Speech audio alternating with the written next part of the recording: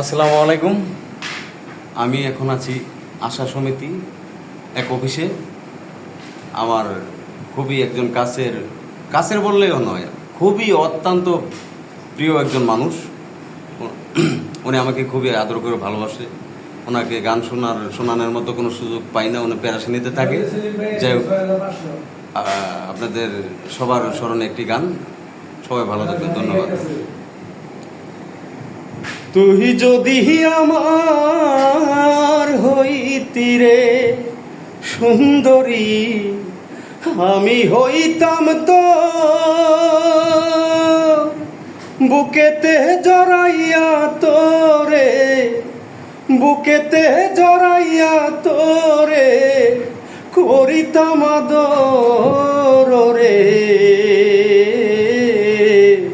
তুই যদি আমার হইতি রে সুন্দরী, তুই যদি আমার হইতি রে, আমি হইতাম তো